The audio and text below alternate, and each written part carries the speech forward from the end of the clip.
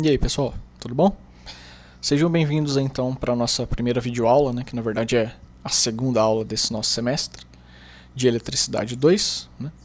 Então, nessa aula de hoje, a gente vai começar aqui o curso falando um bocado dessa parte de números complexos aqui, né? A gente já vai tentar tratar disso daqui nessa aula para depois, quando a gente precisar, a gente só voltar aqui e olhar os conceitos que a gente precisa. E vou dar só a introdução aqui da parte de tensão alternada, mas como é só relacionado a resistor, vocês vão ver que é basicamente igual àquilo que vocês viram em corrente contínua, não vai mudar nada, né? Então, qual que é a ideia, né? Eu separei aqui em dois materiais, certo? Eu separei um material que eu achei de um professor, eu vou mostrar aqui para vocês, que é muito bom já em números complexos e forma de representar, né, essa tensão alternada de uma maneira mais simples, né, o que a gente chama de fasor. Né? E nesse material meu aqui eu coloquei a parte, né, da tensão alternada, da primeira lei de Ohm, com resistor e tudo mais. Okay? Então eu vou mudar para o material, eu vou colocar os dois lá no Moodle para vocês, né? Vou marcar lá que são os dois materiais. Baixem os dois, né? Mas é esse material aqui, da aula, né, que tem essa carinha aqui da minha aula, que tem a tarefa lá no final e tudo mais, né? Mas é só assistir esse vídeo aqui que vai dar para ver certinho qual material é qual. Né? Então, colocando aqui, esse aqui é o material do professor Antônio Petri, né, do Clóvis Antônio Petri, lá do Cefet Santa Catarina, né, na época que ele fez. E basicamente então aqui ele trata dessa parte de números complexos e representação fasorial, que é exatamente isso que a gente vai ver. Né? Então, né, tem aqui a bibliografia que ele usou. Né? E aí aqui ele faz aquela explicação inicial, né, não sei se todo mundo lembra lá, né, quando a gente falava de números naturais, números inteiros, racionais, reais, né, que a gente tinha lá na escola, que os natural era 0, 1, 2, 3, né? Depois tinha o inteiro, que tinha e aí entravam os números negativos. Aí os racionais eram aqueles números que tinham fração, né? E aí depois você tinha os números reais aqui, né? Que poderiam ser até números que não poderiam ser representados aqui por uma fração exata e tudo mais. Mas, né, eles existem, por exemplo o π, né? Por exemplo o número de Euler lá e tudo mais, certo? E aí, fora disso, a gente tem o número imaginário, certo? Qual que é a ideia do número imaginário? Ele é para resolver, por exemplo, esse tipo de coisa, né? Se eu tenho x ao quadrado mais 1 igual a 0, quando eu isolo x, né, eu fico com raiz de menos 1. Né? E se a gente olhar só os números reais, não tem como tirar a raiz de menos 1. Né? Então a gente fala que esse número aqui, né, ele é imaginário. Né? Então ele vira o que a gente chama desse j aqui, né? Esse j, ele é a raiz de menos 1. Né? Vocês podem ver em algum lugar j ou i, né? Izinho minúsculo. Os dois são a mesma coisa. Né? Pessoal da parte de eletricidade e engenharia costuma usar mais o j e os matemáticos costumam usar mais o i. Mas é a mesma coisa. O i ou o j tanto faz, os dois significam raiz de menos 1, ou seja, significa que aquela parte do número é uma parte imaginária. Se a gente fosse olhar aqui, né, é como se todos aqueles números que a gente conhecesse antes, né, que são os números reais, né, tivessem no eixo x, né, tivessem nesse eixo x aqui, enquanto o eixo imaginário está para cima. Né? É como se fosse tudo um plano, né, os outros números, e aí o eixo imaginário está para cima. Ele é um número que está deslocado ali de 90 graus do resto dos outros números lá. Né? Ele não influencia ali naqueles números, certo? Como que a gente pode escrever esses números complexos? Né? A gente pode escrever ele na forma retangular, que é o mais comum de ver, principalmente em matemática e tudo mais. Quando a gente trata, às vezes, de potência ou de impedância, vocês vão ver que a gente usa essa forma aqui para escrever. Né? Por quê? Porque ele separa para a gente qual é a parte real, né? Que nesse caso aqui é o x, e a parte imaginária, que é o y. Né? A gente sempre fala que a parte imaginária é o que está acompanhando aqui o j, né? Então o y. Nesses dois exemplos aqui, por exemplo, o x, né, é o 5, né? Então seria 5 aqui, e o 3, né, é no y, é o imaginário. Né? Só que você tem que traçar uma setinha, né? Porque ele fala para você qual é o ponto em cada um dos eixos. Né? Então no eixo imaginário eu subo 3, né? Então ele sobe 3, e no eixo real ele anda 5, né? Então ele vem 5 para cá. Então você traça uma setinha, aqui seria o seu número complexo. Né? Então ele tem uma parte real igual a 5 e uma parte imaginária igual a 3. Né? E aqui tem um outro caso com a parte real sendo negativa, né? Porque não tem problema nenhum. Eu posso ter a parte real sendo negativa, eu posso ter a parte real, tanto a imaginária também pode ser negativa, eu posso ter eles como fração, funciona igual. A diferença é que a gente sempre tem que olhar que tem alguém que vai estar multiplicando o j aqui, né? E aí quando ele está multiplicando, essa parte é imaginária. Né? Então aqui de novo, é menos 4 no real, né? Então você vem para o lado negativo do eixo x aqui, que é o eixo real, né?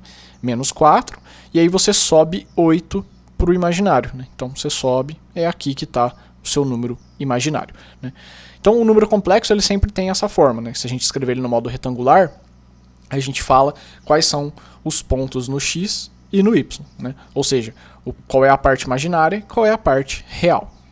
Né? A outra forma que a gente pode escrever, que é muito comum na elétrica, quando a gente está falando de tensão, de corrente e tudo mais, é a forma polar. Qual que é a ideia da forma polar? Ela não vai falar para mim o x e o y ali, qual é a parte real, qual é a parte imaginária. Ela vai me falar o tamanho daquela setinha, porque se a gente olhar aqui, essa setinha tem um tamanho, né? Mesmo quando a gente está falando de retangular, ela tem um tamanho. Aqui a gente não sabe qual é o tamanho, mas nessa forma, na polar, a gente dá o tamanho da setinha e a gente dá o ângulo que essa setinha está deslocada do eixo x. Né? Opa. Só um minuto.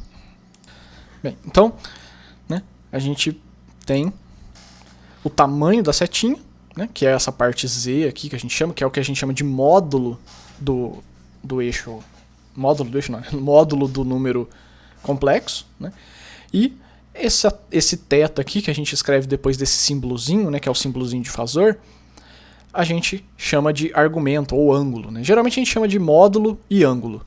Então, eu sei que o módulo aqui é 5 nesse exemplo e o ângulo é 30. Ou seja, eu sei que o tamanho da seta vai ser 5 e eu vou ter um ângulo de 30 graus em relação ao meu eixo x. Né? Então, ele sempre coloca lá em relação ao eixo real. Então, se o ângulo for 0, por exemplo, significa que eu não tenho nada na parte imaginária, né? Porque eu tenho o ângulo 0, é só na parte real.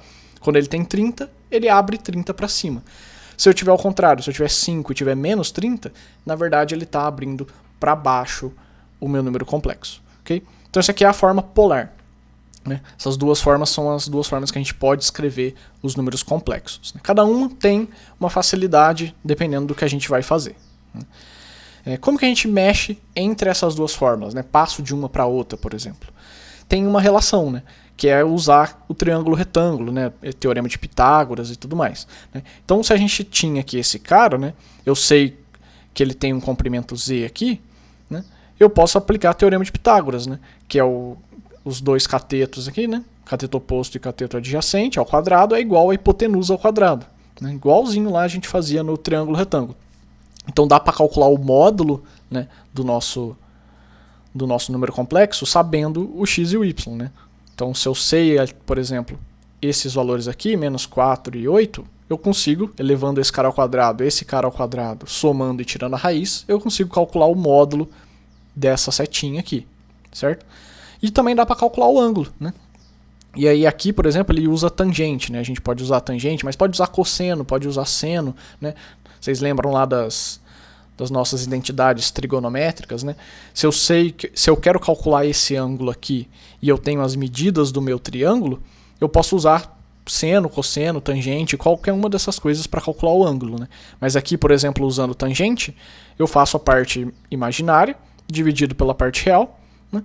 E aí eu tiro a arco tangente, né? Tem que ir lá na calculadora e colocar arco tangente, né? Que é o contrário do tangente para poder calcular aqui, né? Porque eu quero saber o ângulo que tem aquela tangente, né? Então eu tenho que fazer o contrário.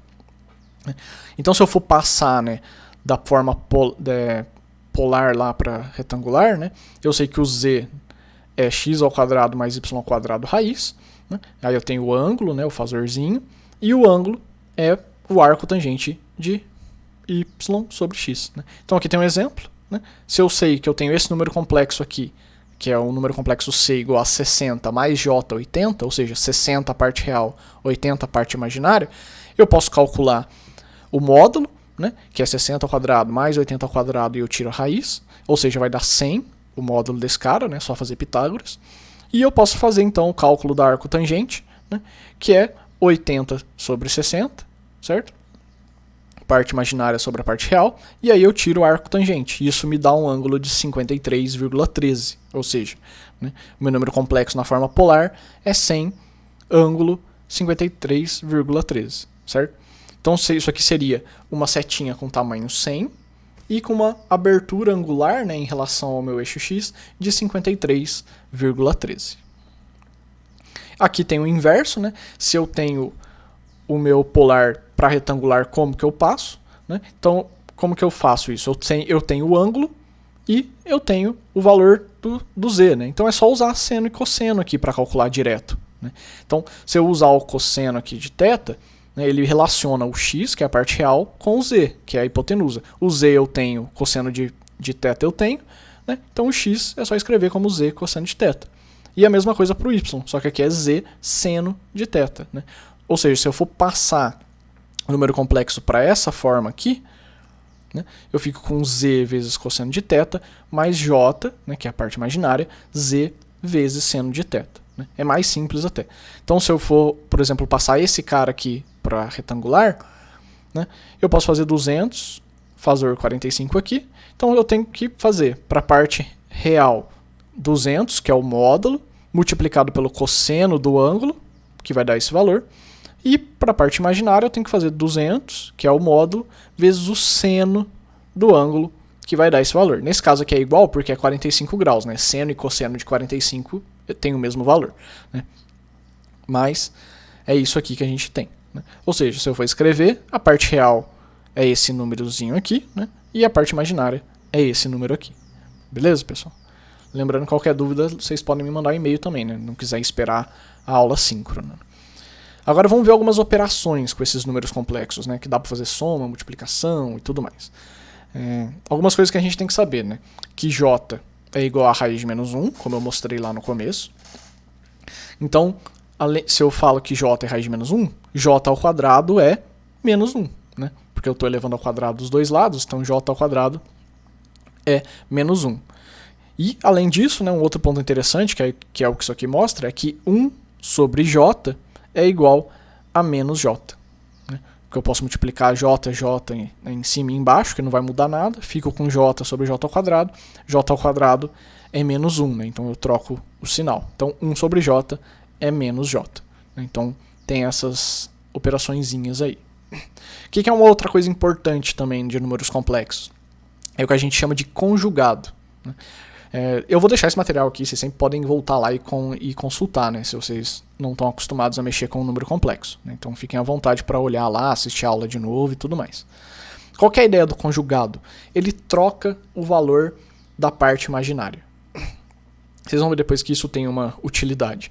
Mas ele troca o valor da parte imaginária. Ou seja, se eu tenho esse número aqui, né, c, que ele é x mais jy, ou ele é z, né, fazor θ aqui, né? Isso aqui são equivalentes, são formas diferentes de escrever. Quando eu faço o conjugado, eu troco o valor da parte imaginária. E como que eu posso fazer isso? Eu posso fazer isso na parte retangular só trocando o valor do y, né, que era mais, eu coloco menos. Ou na parte polar, eu posso trocar o ângulo do θ. Por que isso aqui funciona? Né? Porque isso é meio que uma projeção no eixo x, né? Como o eixo x não vai mudar, eu estou trocando a projeção no eixo y. Então, quando eu troco esse sinalzinho aqui desse meu ângulo na forma polar, é a mesma coisa de estar trocando o sinal só da parte imaginária lá na minha forma retangular. Né? Então, aqui como exemplo, né, se eu tenho 5 mais j7 e eu quero trocar, né, fazer o conjugado dele, o conjugado a gente escreve com esse asterisco aqui em cima. Né? O conjugado dele é 5 menos j7. Né? A gente só coloca aqui o mais, né? A gente troca por menos. E na parte do ângulo a mesma coisa. Né? 100 ângulo menos 30, se eu faço o conjugado, eu troco o sinal desse cara. Né? Então aqui eu tenho conjugado, não mexo no módulo, o módulo continua igual, e eu troco o sinal do meu ângulo. O que mais que a gente pode fazer? A gente pode fazer subtração e adição. Né? No geral, a gente faz subtração e soma em formas retangulares, porque é muito mais fácil de fazer, muito mais fácil de fazer. Vale a pena fazer aquela conversão lá que eu mostrei no começo e fazer a soma nessa forma. Por quê? Porque é só somar a parte imaginária com parte imaginária e parte real com parte real, né? Porque daí você não se confunde. Então, se eu tenho que somar, né, C1 e C2 aqui, que são dois números complexos, né, que é x1, j, y1 e x2 mais j, y2, né, esse cara aqui é o C1 e esse cara aqui é o C2, eu só preciso somar as partes reais e as partes imaginárias, né? Então, eu somo x1 com x2, que são as partes reais, né, e somo y1 com y2, que é a parte imaginária. Né? E o j multiplica todo mundo aqui, né? Tem que lembrar disso, que os dois são imaginários. Então é só pegar separado. E a mesma coisa para subtração, né? Faço x1 menos x2 e y1 menos y2. Ou seja, quando eu vou fazer adição e subtração, se tiver na forma retangular, é só fazer a parte real, né, com a parte real, parte imaginária com parte imaginária. Né? Então aqui tem dois exemplos, né? Então 3 mais j4 e 5 mais j6, eu vou somar esses dois números complexos. Então eu faço 3 mais 5, né, que é a parte real, que dá 8, e faço 4 mais 6, que é a parte imaginária. Né? Então dá 10 aqui. E a mesma coisa para a subtração. Né? Faço 3 menos 5 e faço 3 menos 6. Né? Então a gente fica com menos 2 menos j2. Beleza, pessoal? Isso aqui acho que é o mais fácil. E se a gente for fazer multiplicação e divisão? Geralmente a gente faz na forma polar. Né? Dá para fazer das outras formas? Dá. Mas por que a gente costuma fazer na polar? Porque é muito mais fácil. Quando a gente multiplica um número complexo na forma polar, a gente só precisa multiplicar os módulos e somar os ângulos. E quando a gente divide, né, principalmente a divisão, que é mais chato de fazer na forma retangular, a gente divide, né, o número complexo pelo outro, ou seja, a gente divide o módulo de um pelo módulo do outro e subtrai os ângulos aqui. Então é muito mais fácil de fazer na forma polar. Né? E aqui tem um exemplo. Né? Então 10 ângulo 45 que multiplica 20 ângulo 30, eu só preciso multiplicar 10 por 20, né? Então os dois módulos, 20 e 10, e o ângulo vai ser a soma dos ângulos, né? 45 mais 30. Então dá aqui 200 ângulo 75. E se eu for fazer a divisão, é a mesma ideia, né? Faço 10 dividido por 20, né? Que são os dois módulos, e faço 45 menos 30, que é os valores dos ângulos aqui, né? Então dá meio ângulo 15. Beleza, pessoal? Bem, por que a gente está falando de todas essas coisas? Porque quando a gente está falando lá de tensão e corrente e tudo mais, a gente faz o que a gente chama de representação fasorial, né? Então, por que a gente faz isso, né? Porque se a gente for escrever lá a tensão alternada, né? Não sei se vocês lembram, eu vou mostrar isso também ali no meu material. A tensão alternada, ela é um valor, que é o módulo dessa tensão, que multiplica uma senoide, né, um seno de alguma coisa, que tem o ômega t, né, que é a nossa velocidade angular lá, que vai falar a minha variação, mais um θ. Né? E a corrente, né, é a mesma coisa, só que o módulo aqui é módulo da corrente, né, e o ângulo da corrente. Quando a gente vai fazer uma multiplicação disso aqui, olha como é que fica horrível de trabalhar. Fica muito difícil de mexer. Né? Ninguém quer ficar fazendo esse tipo de conta aqui, dá muito trabalho.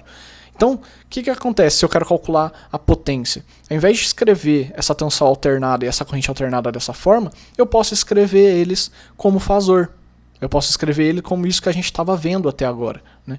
Porque o fasor nada mais é do que essa representação de um número complexo ali que vai estar variando, né, no ângulo aqui. Então ele tem essa ideia da senoide que a gente quer.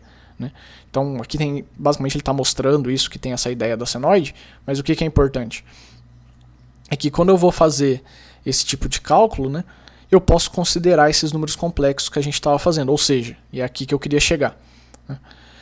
Quando eu tenho uma tensão que tem um módulo e tem ali aquela parte que multiplica o seno e tudo mais, eu posso escrever como fasor. Né? Eu falo que eu tenho a minha tensão, vai ser igual a 220, né? Raiz de ângulo zero aqui. Né? Por que é 220? Porque aqui eu tenho que dividir por raiz de 2. Né? Por que eu tenho que dividir por raiz de 2 esse valor? Porque isso aqui, se a gente olhar lá, né, voltando aqui, né, isso aqui vai multiplicar o máximo da minha senoide, né? Vai multiplicar o pico aqui da minha senoide. Né? certo? Só que esse valor aqui que a gente tem, que a gente escreve no fazor, é o que a gente chama de valor eficaz. Né? Por isso que tem esse EF aqui, é o valor eficaz. Né? Acho que todo mundo já viu isso também. O valor eficaz é aquele valor que a gente mede no multímetro, né? Quando a gente coloca o multímetro lá na tomada. A gente mede 220 volts lá na tomada, só que a senoide não é 220 volts no máximo. A senoide vai até 311. Né? Se a gente colocar um osciloscópio na tomada, a gente vai ver que a forma de onda da tensão vai ir até 311 volts e depois vai cair até menos 311 volts. Só que a tensão eficaz que a gente mede, né, que é aquela tensão que a gente realmente consegue usar ali para transformar em potência, essa tensão é menor, ela é 220. Né? Então, e como que a gente calcula isso? É só dividir por raiz de 2. Né? Então se a gente fizer 311 dividido por raiz de 2, a gente vai chegar em 220. Beleza? Então é só fazer isso daí. E a mesma coisa para a corrente. Né? Aqui a corrente é 10 vezes raiz de 2. Né? E aí, por que é ângulo zero? Né? Esqueci de falar. Porque não tem nada aqui, né, no ângulo da tensão. Então se não tem nada no ângulo da tensão, essa tensão é só real. Então o ângulo é zero. Agora, por exemplo, essa corrente, ela é, o módulo dela é 10 vezes raiz de 2, né? E aqui dentro da parte da senoide tem uma defasagem de 30 graus. Ou seja, quando eu vou escrever o número complexo lá em fazor, esse cara é 10 vezes raiz de 2, eu tenho que dividir por raiz de 2, né? Porque eu tenho que pegar o valor eficaz, divido por raiz de 2. Então vai sumir esse valorzinho de raiz de 2, vai ficar só o 10, certo? E o ângulo é a própria defasagem, né? É o próprio 30 aqui. Aqui também é a mesma coisa, só que aqui tem uma pegadinha, né? Vamos olhar primeiro para o módulo, depois eu falo da pegadinha. Então o módulo ele é 50, né? Só que aqui é o valor máximo, tem que dividir por raiz de 2. Então lá na tensão fica 50 dividido por raiz de 2. Né? Esse aqui é o valor eficaz da tensão. E o ângulo aqui? Né? Geralmente a gente está escrevendo tudo como senoide. Certo? Porque a gente escreve com seno aqui. É o costume, a gente faz isso como convenção, é o mais correto. Mas a gente também pode escrever como cosseno. Né? Só que para passar para fazor, a gente tem que lembrar que o cosseno tem uma defasagem de 90 graus em relação ao seno. Então, na verdade, é como se eu estivesse escrevendo aqui o seno de ômega t mais 90, que é essa passagem do seno para o cosseno, menos o 15, que é a defasagem. Ou seja, se eu for escrever isso aqui como seno, a minha defasagem é 90 menos 15, ou seja, 75. Ok? Então é isso daqui que ele está mostrando. Beleza, pessoal? É isso aqui que é o material do professor. Agora eu vou voltar para o meu material aqui. A gente já está acabando, essa parte foi a mais pesada da aula ali, né? Então aqui tem aquilo lá que eu mostrei, né? Quando a gente escreve ali, né, a tensão alternada, né, eu tenho essa tensão de pico multiplicando, né, cosseno ou seno. Aqui eu escrevi como cosseno, mas vou até mudar para seno para a gente não confundir. Né? Então, quando eu escrevo aqui esse cara, né, eu tenho uma tensão de pico multiplicando um seno e a minha velocidade angular, né, que é o ômega t aqui. Sendo que esse ômega t, né, só para lembrar, ele é 2πf, né? Então isso aqui está relacionado com a frequência que eu tenho, né? Então, por exemplo, a frequência na nossa tomada é 60 Hz, né? Então seria 2 vezes π vezes 60 Hz. E a corrente, né, é a mesma coisa, né? Eu tenho aqui um IP, que é uma tensão de pico, seno ômega vezes t. Né? Aqui, como tem um resistor, né, se eu for calcular a corrente aqui, eu tenho que dividir pelo valor de R aqui, né? E o que é importante lembrar? Que a gente mede o valor eficaz, como eu falei várias vezes já, e que o resistor, ele não põe nenhuma defasagem, por isso que não tem nada aqui, né, nessa corrente quando eu coloco o resistor. Não tem um mais 90, um menos 90, alguma coisa ali. Então, a onda da tensão está sempre junta com a onda da corrente. Né? A gente vai ver depois, quando eu coloco capacitor e indutor, eu desloco essa corrente, né, para frente ou para trás, ela fica deslocada da minha tensão, ela ganha uma defasagem em relação à minha tensão. Então, nesse caso aqui não há defasagem, né? A resistência não afeta o ângulo da tensão aqui, né? Então não afeta o ângulo da corrente também, certo? Então fica isso daí. A lei de Ohm, né? Ela vale tanto para CC quanto para CA. Eu sei que vocês viram isso aqui já certinho para CC, né? Então aquela parte toda ainda funciona, né? De V igual a RI, né? Que eu posso fazer I igual a V sobre R igual a V sobre I, tanto faz, né? Então, por exemplo, se eu quiser saber a queda de tensão em cima de um resistor de 50 ohms, que é percorrido por uma corrente de 2 amperes, é só multiplicar, né? 50 vezes 2. V igual a RI, né? O mais básico aqui da nossa área, 100 volts. Isso aqui ainda vale para a parte da elétrica, né? Só tem que tomar cuidado nessa parte em CA, se você está falando de eficaz ou de tensão de pico, né? Que é essa jogadinha aqui, né? Se eu estiver falando de valor eficaz, que é o que eu meço lá, tem que lembrar de dividir esse cara, né, por raiz de 2. Mas tirando isso, funciona exatamente igual. E a mesma coisa para potência, né? Então, aquele efeito Joule que a gente conhece e tudo mais, ele funciona também para a corrente alternada, né? Aquela tensão que gera uma corrente que movimenta a carga e aí isso tem a potência ali, né? Então, se a gente olhar ali, né, que é o trabalho por tempo, que é a potência, no nosso caso, ele é V vezes I, que também é a forma que eu acho que todos vocês já devem conhecer, né, que é dado em watts. Então, né, se a gente lembrar lá a lei de Ohm, né, que eu tenho V igual a RI, eu posso reescrever isso daqui em outras formas também, relacionando a potência com a resistência, a potência com a corrente, né, depende de como eu quero resolver aqui, né. Então, eu posso escrever P igual a VI, mas eu também posso escrever P igual a RI ao quadrado, ou P igual a V ao quadrado sobre R, né? Todas essas fórmulas são válidas. Aqui tem só alguns exemplos, né? Calculando a potência para cada caso, né? Cada um tem algum dado diferente. Então, aqui é usando VI, né? Eu tenho a tensão e tenho a corrente, né? Aqui já é a eficaz, né? Se ele não fala nada, aqui já é a tensão eficaz. Então é 50 vezes 10. Aqui ele não dá a corrente, ele dá o valor da tensão e da resistência, então a gente tem que usar a fórmula que relaciona a tensão com a resistência, né? É só juntar essas duas formulazinhas, igual eu mostrei ali atrás. Também dá para calcular, né? E dá o mesmo valor, porque é o mesmo circuito. E aqui ele não dá o valor da tensão, mas ele dá o valor da corrente e o valor da resistência. Então eu posso fazer P igual a RI ao quadrado. Então se eu multiplicar, vai dar aqui também, né, 500 watts. Aqui tem o conceito de energia, mas eu não vou entrar muito, mas vou deixar aqui, né, se alguém quiser consultar, que é basicamente a potência pelo tempo, né? Mas geralmente a gente costuma falar em quilowatt-hora, megawatt-hora aqui na parte de elétrica, né? Então basicamente é calcular essa potência e ver quanto tempo essa potência vai ficar sendo utilizada lá, né? Aqui tem um exemplo, né? Se eu tenho uma lâmpada de 110 volts, 100 watts, e ela fica ligada 5 horas por dia durante o mês, qual que é a energia que ela gasta, né?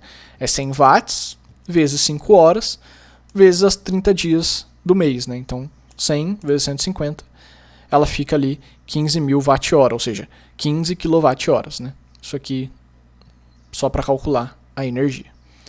Beleza, pessoal? Isso daqui era a aula.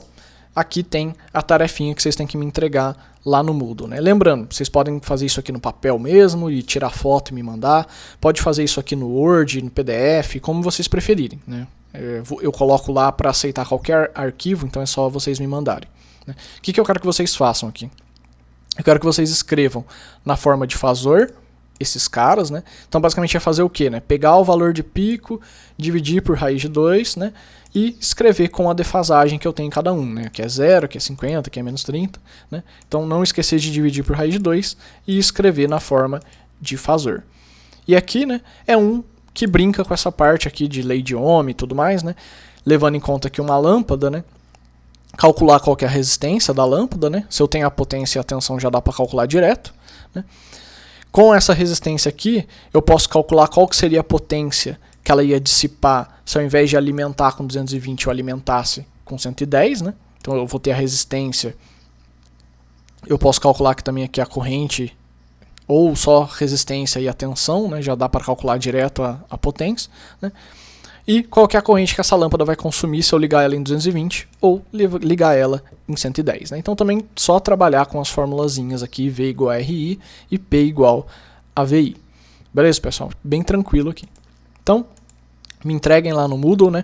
Até o dia 2 de setembro. Né? Se tiver um pouco de atraso ainda, tudo bem, mas tentem não atrasar mais do que algumas horas aí, um dia, que senão eu começo a descontar nota. Beleza, pessoal? E entreguem, mesmo se ficar muito atrasado, entrega, porque senão vocês ficam com falta, não ganha nada de nota. Vamos evitar isso daí, lembrando que só essas tarefinhas aqui já é, se todo mundo acertar tudo, já já fica aprovado na matéria, né? Porque as provas valem 40%. Então é isso daí, né? Na próxima aula a gente vai ver capacitores, né? Em tensão contínua e alternada, e vai ver o conceito de reatância capacitiva, né? Que é como se fosse a resistência que o capacitor tem quando ele está em corrente alternada. Beleza, pessoal?